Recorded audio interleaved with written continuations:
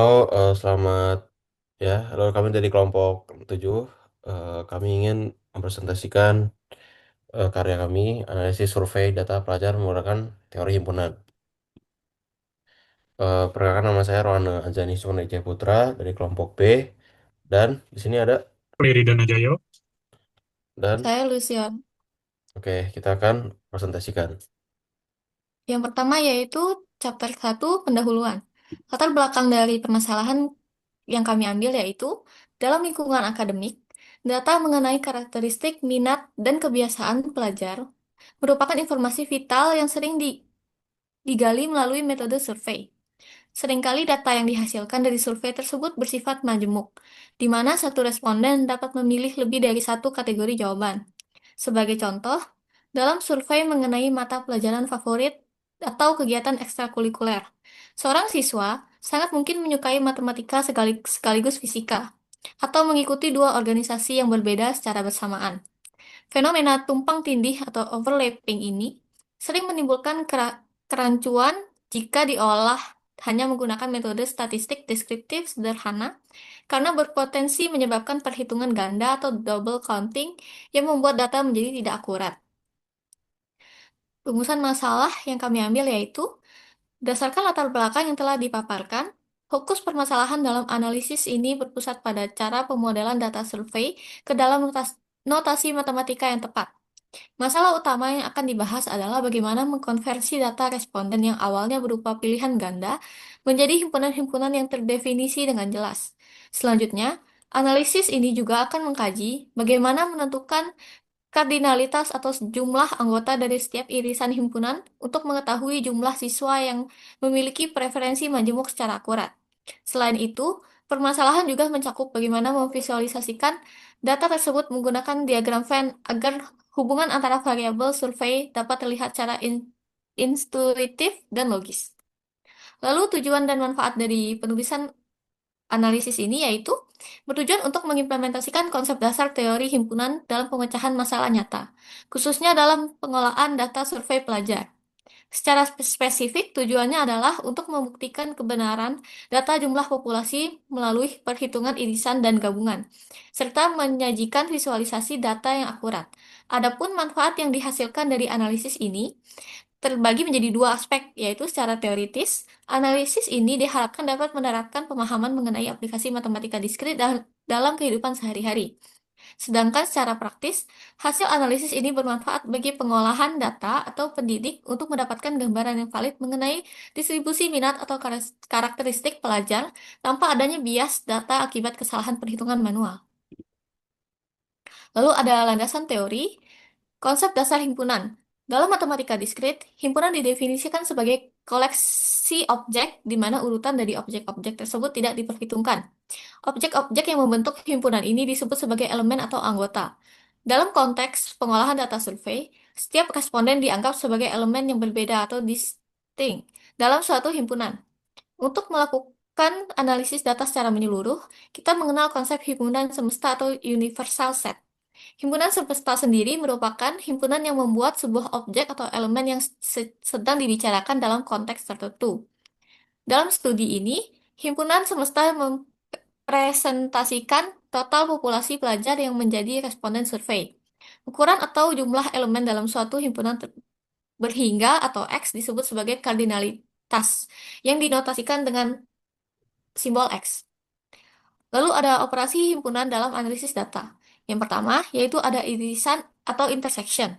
Operasi ini digunakan untuk mengetahui jumlah pelajar yang memiliki yang memilih dua kategori sekaligus. Irisan dari himpunan X dan Y dinotasikan sebagai X dan Y, terdiri dari semua elemen yang menjadi anggota himpunan X dan sekaligus anggota himpunan Y. Lalu yang kedua ada gabungan atau union yang mempresentasikan total pelajar yang memiliki setidaknya satu minat dari beberapa kategori. Gabungan himpunan X dan himpunan Y dinotasikan sebagai X union Y, terdiri dari elemen yang menjadi anggota X atau anggota Y, ataupun keduanya. Lalu yang ketiga ada selisih atau difference, untuk mengetahui pelajar yang hanya memiliki satu kategori spesifik tanpa kategori lain. Digunakan operasi selisih, yaitu selisih antara X dan Y, berisi semua elemen yang ada di X tapi tidak ada di Y.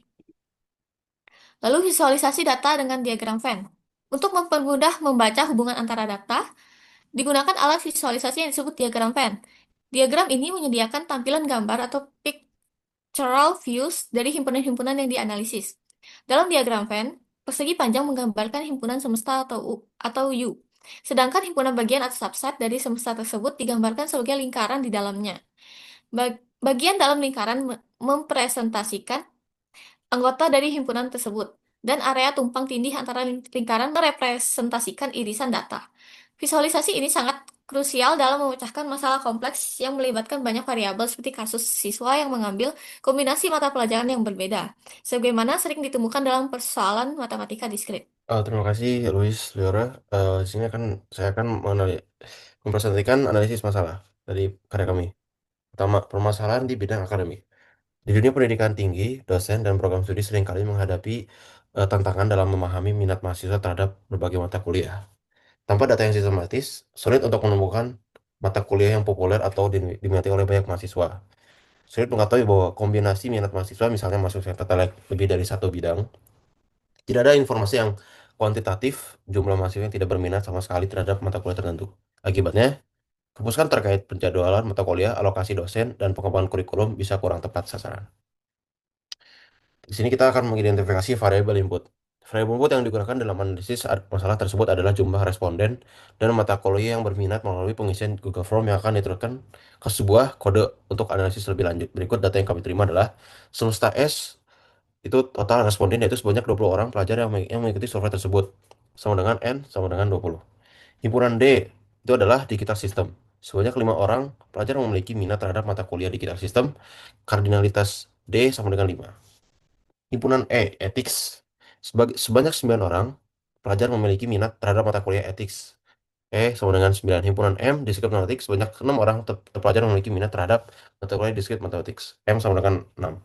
Himpunan Union D, Union Digital System dan Ethics, sebanyak 2 orang pelajar memiliki minat terhadap mata kuliah Digital System dan Ethics sama dengan D Union sama dengan 2. Himpunan D Union M Digital System dan Discrete Mathematics sebanyak 4 orang pelajar yang memiliki minat terhadap mata kuliah Digital System dan Discrete Mathematics sama dengan D Union M sama dengan 4. Proses logika steps. Langkah-langkah logika matematis yang dilakukan untuk memproses data ini meliputi mengelompokkan setiap responden berdasarkan minat masing-masing. Himpunan D, E, M mengidentifikasi adanya irisan pelajar yang memiliki minat lebih dari satu mata kuliah dan gabungan untuk menentukan adanya hubungan antara himpunan, perhitungan total responden dan yang berminat. Penentuan nilai maksimum dan minimum. Hasil output.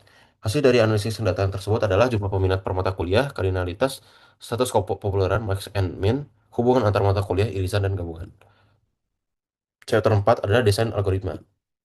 Di sini kita mengumpulkan input, inisiasi array-nya, dan kita melakukan perulangan terhadap jumlahnya.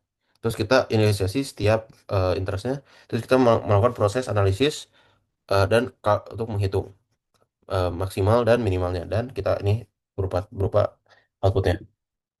Dan di sini adalah sebuah flowchartnya bisa dilihat itu sama dengan kayak pseudocode-nya. Itu kita menerima input dan himpunan kosongnya, kita terima, kita kalkulasi setiap mahasiswanya, dan inputnya nanti akan ke student berikutnya. Baik, kita akan lanjut ke chapter 5, yaitu adalah hasil dan pembahasan. Dari hasil survei, mengetahui mata kuliah peminatan terhadap 20 orang pelajar jurusan informatika dengan pilihan mata kuliah berupa Discrete Mathematics, Ethics, dan Digital System, didapatkan data bahwa satu, sebanyak 5 orang pelajar memiliki minat terhadap mata kuliah Digital System. 2, sebanyak 9 orang pelajar memiliki minat terhadap mata kuliah Ethics. 3, sebanyak 6 orang pelajar memiliki minat terhadap mata kuliah Discrete Mathematics. 4, sebanyak 2 orang pelajar memiliki minat terhadap mata kuliah Digital System dan Ethics. 5, sebanyak 4 orang pelajar memiliki minat terhadap mata kuliah Digital System dan Discrete Mathematics.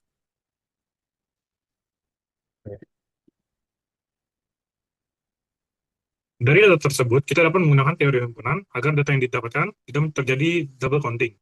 Dengan memanfaatkan operasi himpunan seperti selisih dan gabungan, kita dapat mengetahui jumlah responden secara eksklusif pada setiap kategori berdasarkan data survei, yaitu kardinalitas D sama dengan 5, kardinalitas E sama dengan 9, kardinalitas M sama dengan 6, kardinalitas D gabungan E sama dengan 2, kardinalitas D gabungan M sama dengan 4. Pertama, kita lanjut. Pelajar yang hanya minat digital system, yaitu adalah kardinalitas D dikurang kardinalitas D irisan M, dikurang kardinalitas D irisan M, ditambah dengan kardinalitas D irisan E irisan M. Karena irisan 3 belum diketahui, estimasi nilai kardinalitas D kurang kardinalitas D irisan E, dikurang dengan kardinalitas D irisan M, sama dengan 5 kurang 2 kurang 4, yang hasilnya adalah min 1. Menunjukkan kemungkinan adanya irisan 3 atau data perlu verification lebih lanjut. Asumsi sementara hanya D perkiraan 0 sampai 1 orang. Lanjut yang kedua, pelajar hanya minat ethics. Itu adalah irisan kardinalitas E dikurang kardinalitas E irisan D dikurang kardinalitas E irisan M ditambah dengan kardinalitas D irisan E irisan M. Dengan kardinalitas E irisan M belum diketahui. Jadi estimasinya maksimal 9 sampai kurang 2 yaitu 7 orang. Yang ketiga, pelajar hanya minat diskrit mathematics. Itu adalah kardinalitas M dikurang kardinalitas D irisan M dikurang kardinalitas E irisan M ditambah dengan kardinalitas D irisan E irisan M. Estimasi maksimal adalah 6 kurang 4 yaitu 2 orang. Total pelajar yang memiliki minat setidaknya satu mata kuliah menggunakan prinsip inklusi eksklusi adalah sama dengan 5 tambah 9 tambah 6 dikurang 2 dikurang 4 dikurang dengan kardinalitas E irisan M ditambah dengan kardinalitas D irisan E irisan M. Tentang estimasi 10 sampai 14 orang, tergantung irisan lainnya. Lalu yang kelima, pelajar yang tidak berminat sama sekali, itu dapat dituin sebagai irisan U dikurang dengan kardinalitas D irisan gabungan E gabungan M sama dengan 20 dikurang 10 hingga 14 sama dengan 6 sampai 10 orang. Pendekatan ini memungkinkan pemisahan data overlap secara presisi sehingga memberikan gambaran distribusi minat yang lebih akurat.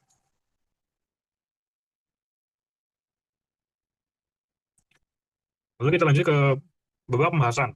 Penerapan teori himpunan dalam analisis data survei ini menunjukkan efektivitasnya dalam menangani data dengan overlapping. Penjumlahan sederhana kardinalitas individu akan menghasilkan kesalahan double counting sehingga prinsip inklusi eksklusi menjadi krusial untuk memperoleh nilai gabungan yang akurat.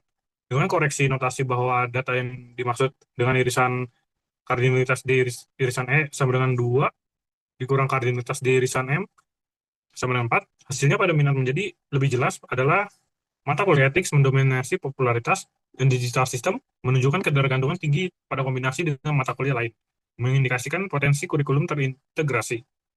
Keunggulan diagram Venn terletak pada kemampuannya menyajikan secara visual memisahkan region eksklusif dari region overlap, sehingga memfasilitasi pemahaman yang lebih cepat dibandingkan representasi tabular semata.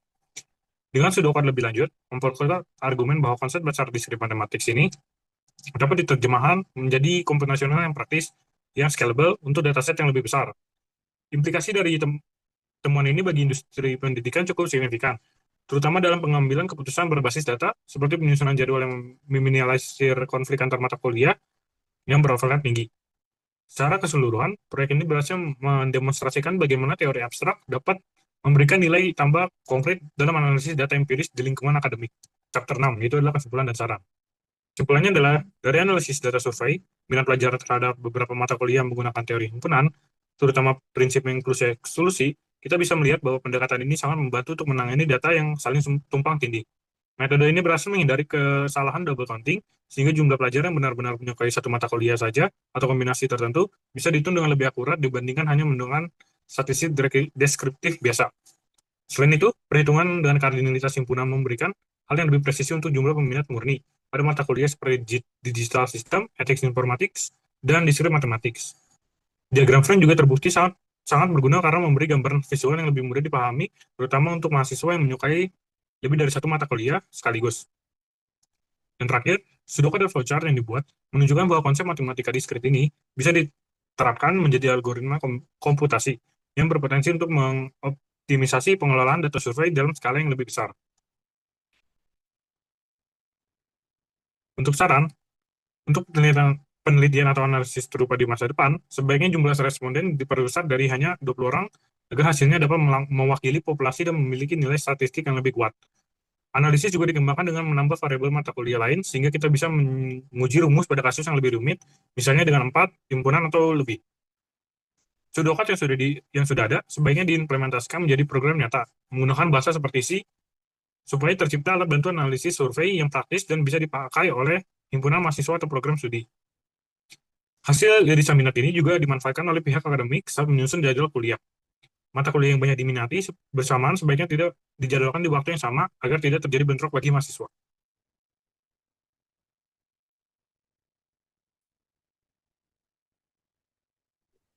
Oke, terima kasih Lois, Leora, dan Clary. Berikut ini adalah pembagian tugasnya. Saya sebagai ketua pembimbing, dan Clary dan Jayo itu sebagai pemperumus algoritmanya, dan Lois Leora itu sebagai penyusun laporannya, dan juga Teofani Julieta juga sebagai penyusun laporannya. Baik, terima kasih yang sudah mendengarkan. Saya Rowan Azani dan Luis Leora dan Clary mengucapkan terima kasih.